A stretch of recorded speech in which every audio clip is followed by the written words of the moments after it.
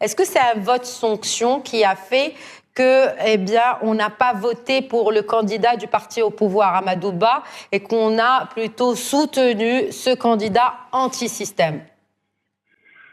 En fait, il y a plusieurs choses. D'abord, avant de répondre à la question, je voudrais quand même insister sur justement ce qui est en train de se passer.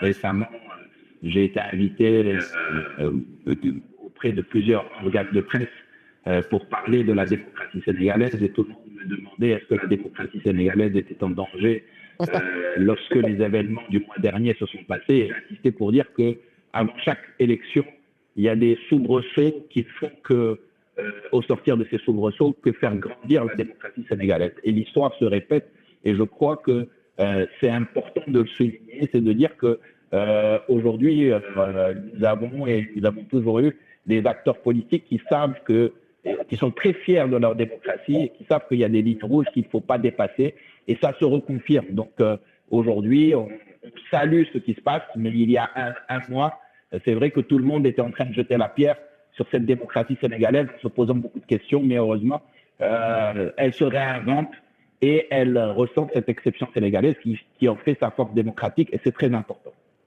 Maintenant, pour revenir au fait de résultat, il y a beaucoup de choses.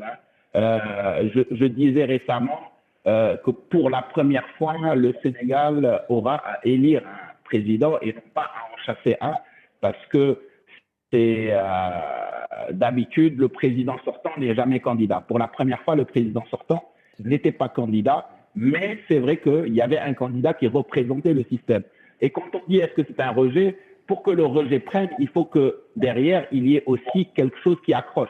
Et je pense que c'est ça qui est important. Il faut se poser la question, qu'est-ce qui fait qu'aujourd'hui, justement, il y a ce raz-de-marée, et le raz-de-marée qui va au-delà de... On ne connaît pas encore les chiffres, Abdou Diop. Oui, mais en tout cas, plus de 50%, ça c'est sûr. 60. On ne connaît pas les chiffres, mais quand l'opposant gagne au premier tour face à un candidat au pouvoir, ça reste un raz-de-marée au Sénégal, parce qu'il y avait 19 candidats quand même. Donc c'est quand même un raz-de-marée électoral. Il faut le rappeler, parce qu'une opposition qui gagne au premier tour, moi j'ai assisté à toutes les alternances, c'est la première. C'est la première fois que ça se passe comme ça au premier tour. Et donc, il faut qu'il y ait quelque chose qui accroche, parce que ce raz-de-marée, encore une fois, et ne l'oublions pas, avec un candidat qui n'est pas celui qui était censé être le candidat initial. Donc ça, c'est aussi très important. Tout le monde attendait Sonko. Sonko n'a pas pu se présenter. Aujourd'hui, c'est Bassirou Diomaye Faye qui porte le flambeau et qui devient président. Je pense que ce qui est important, c'est de dire qu'il y a un projet dans lequel les jeunes se retrouvent. Les jeunes se retrouvent sur plusieurs points, et principalement 3 piliers.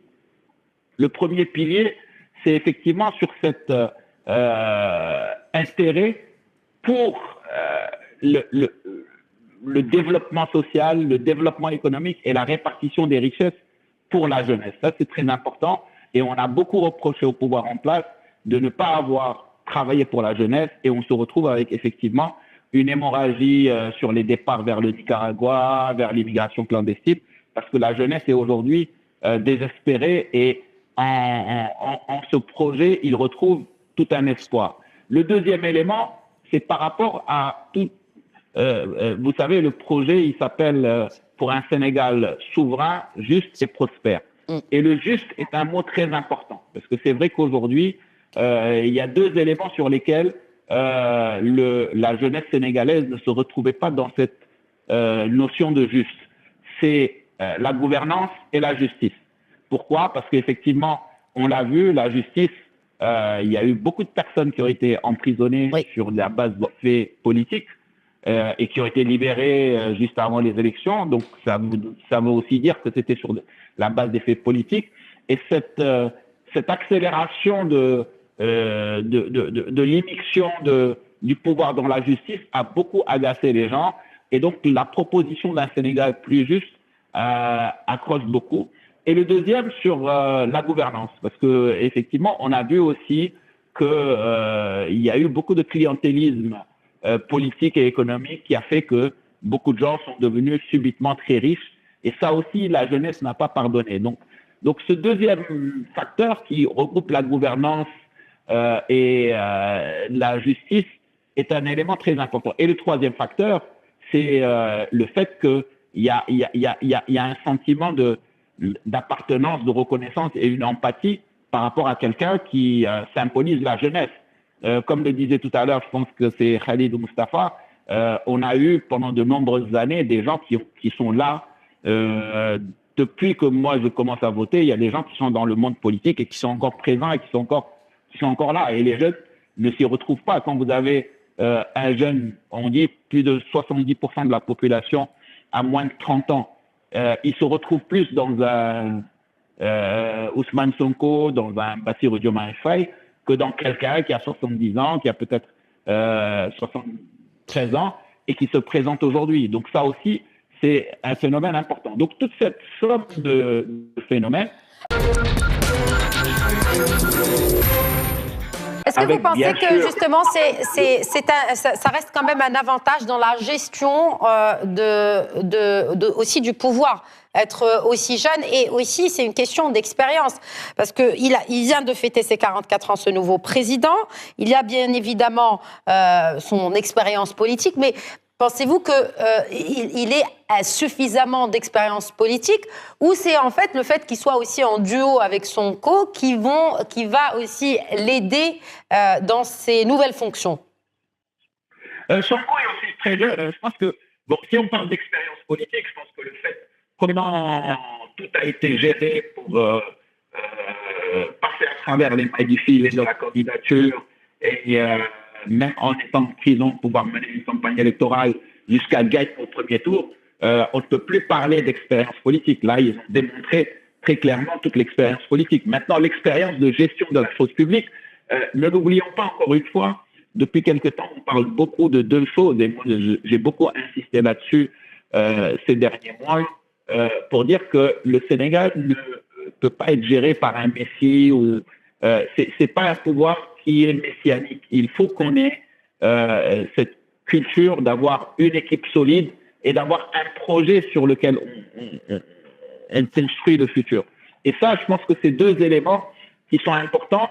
Et que ce soit Ousmane Sonko ou Bassirou Diomaye Faye, ils ont tous les deux beaucoup insisté sur le fait que c'est un projet et que les personnes qui pilotent le projet ne sont pas importantes individuellement. C'est une équipe, c'est un ensemble, et que le Sénégal futur se construira avec un ensemble de ressources et non pas une personne. Donc, moi, j'insiste pas beaucoup sur l'expérience dans la gestion de la chose publique.